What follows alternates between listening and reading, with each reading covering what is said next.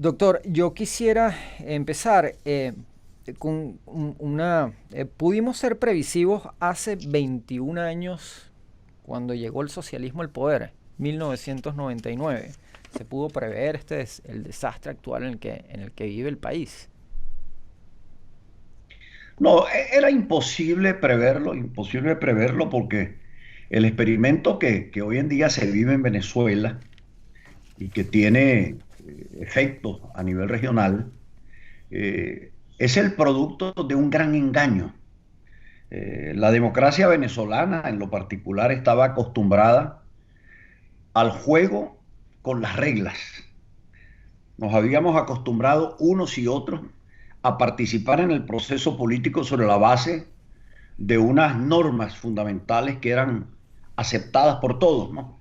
Y esas normas son sostenidas hasta el quiebre de lo que se conoció como la Cuarta República. Pero aquí es bueno recordar tres hechos que en el tiempo histórico son importantes y que sí se pasaron por alto. En el año 89, cuando cae el muro de Berlín, que todos damos por agotada la experiencia del socialismo real, quienes éramos cultores de la experiencia democrática y libertaria, creo que nos adelantamos, lo hizo incluso Arturo Uslar en un editorial en el ABC de Madrid, donde señalaba puntualmente que había cambiado la historia del mundo sin una sola gota de sangre derramada. Resulta que, bueno, se apresuró a aquello. Pensábamos que el agotamiento de la experiencia comunista, el derrumbe del modelo marxista, le daba de suyo la victoria inmediata al modelo democrático y liberal. Lamentablemente no fue así porque los marxistas no fue que se fueron a Marte, se quedaron en la Tierra, pasaron su momento de dolor, enterraron a su afecto, e iniciaron el proceso de superación del dolor y se reconvirtieron en el camino. Pero lamentablemente se reconvirtieron de manos de Fidel Castro, porque en el año 89, cuando cae el muro de Berlín, Castro de manera directa y consta en los documentos, dice, yo resistiré así tenga que meterme a capitalista.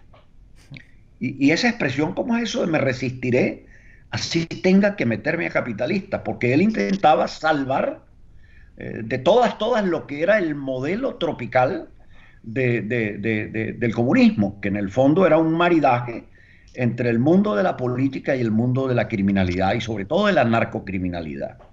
En ese año 89 él asesina, recuérdenlo, al general Ochoa para tratar de tapar un poco el ruido internacional que comenzaba a ocurrir acerca de los vínculos que quedaban en evidencia entre la criminalidad y la vida política cubana.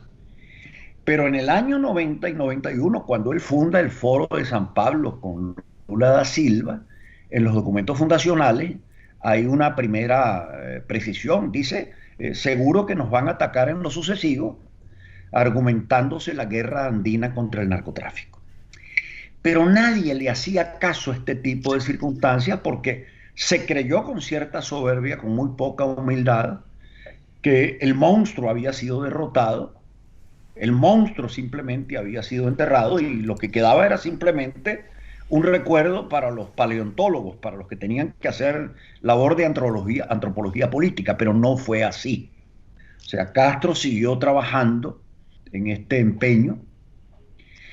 Y hubo algo que lamentablemente por falta de memoria, porque los venezolanos, para bien o para mal, lo decía en el año 55 Ernesto Maíz Vallenilla, que fue rector de la Universidad Simón Bolívar, tenemos cultura de presente. El pasado pasó y el porvenir no se sabe si lo vamos a vivir. Entonces el venezolano dice, bueno, me ocupo del presente. Pero en el año 64, cuando Rómulo Betancourt entrega el poder a Raúl Leoni y expide su último discurso ante el Congreso, dice en un párrafo lapidario que ha enfrentado a la guerrilla que ha invadido a Venezuela de manos del castrocomunismo internacional, pero que mientras Fidel siguiese en La Habana y Venezuela siguiese siendo un país petrolero, él codiciaría la riqueza venezolana y a Venezuela para expandir su revolución hacia América Latina. Bueno, los demócratas venezolanos, o sea, como siempre nos pasa, establecimos la convivencia y la coexistencia con el mundo de la izquierda. Ellos entraron a la vida democrática, se insertaron en ella, usaron de ella y al final de la jornada, cuando los venezolanos no estuvimos, yo lo he dicho de una manera muy descarnada, a la altura de nuestra obra modernizadora, porque no sé de dónde nos vino el complejo del fracaso, no supimos reconducir ese proceso y trágicamente apareció lo que apareció. Ese proceso expansivo venía siendo penetrado, pero incluso las advertencias sobre la amenaza cubana sobre la región, sobre Venezuela, yo lo tengo muy presente. Yo era ministro del Interior en el cierre de la Cuarta República. La gente pensaba que cuando yo hablaba de Castro o hablaba de los movimientos que venían desde la isla, lo que estaba era pastoreando nubes, porque eso en Venezuela no podía pasar, que Venezuela ya era un país maduro democráticamente, lo que había en una gran insatisfacción social que los actores partidarios no habían sido capaces de solventar. Y pegó la matriz, esto sí hay que decirlo con toda claridad, de que la Cuarta República había fracasado. Pero como la cultura seguía siendo de presente, los venezolanos nunca hicimos una comparación entre lo que fue el 23 de enero de 1958 y lo que fue el 23 de enero de 1998. Sí. O Si sea, uno toma cifras, si uno toma cifras reales, y cierro con esto porque no quiero interrumpir el diálogo con ustedes, si uno toma cifras reales, que yo lo he hecho inclusive para uno de mis libros, uno de ellos, de la Revolución Restauradora, la Revolución Bolivariana, tomo datos como estos. En los 10 años de la dictadura de Pérez Jiménez se construyen en Venezuela 400 kilómetros de autopista. El número de vías de comunicación, que esto no es obra fatua, sino elementos de integración social en Venezuela, sumaban 6.200 kilómetros con un 60% asfaltado. Cuando se llega al 23 de enero de 1998, uno se da cuenta de que Venezuela tiene 92.000 kilómetros de carreteras y autopistas con el 87% asfaltado. Y los 400 kilómetros de autopistas que construye Marcos Pérez Jiménez, se construyen 300 solo en el primer tramo de la democracia con Román. Pero veámoslo en el lado de la educación. Y yo siempre ponía el ejemplo, mi padre, que nació en Tocuyo del Estado, tuvo que ir a la capital del Estado para hacer su secundaria y mudarse a la capital de la República para pensar ingresar a una universidad. Estoy hablando del año 45, 10 años antes de la década perejimenista, atrás, 10 años atrás. ¿Y qué ocurre? Cuando en 1958 cae la dictadura, Venezuela tiene 3 universidades públicas: la Universidad Central, la Universidad de los Andes y la Universidad del Zulia, y 2 universidades privadas muy recientes, la Universidad Santa María y la Universidad Católica Andrés Bello. Cuando uno cierra el ciclo de la democracia, Venezuela tiene más de 450 instituciones de educación superior repartidas en toda la República.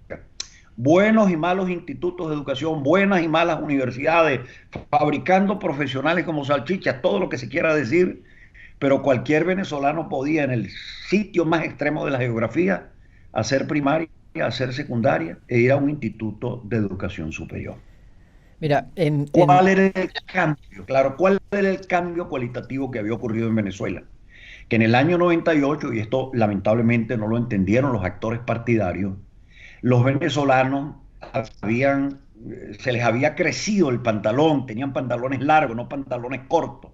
A comienzos de la democracia vivían bajo la tutela partidaria de los actores políticos, y en el año 98, un país que lee, escribe, tiene universitarios que desbordan, ha logrado modernizarse, obviamente tenía una fuerza crítica frente al estamento político, que el estamento político no supo captar y no supo comprender. Y en medio de la desesperación, aparece el drama histórico nuestro, el gendarme necesario, que fue Bolívar, que fue Gómez y que terminó siendo Hugo Chávez. Entonces, la realidad es que volvimos, o sea, regresó la historia hacia atrás, ¿no? Y despertamos fantasmas que creíamos absolutamente conjurados, ¿no?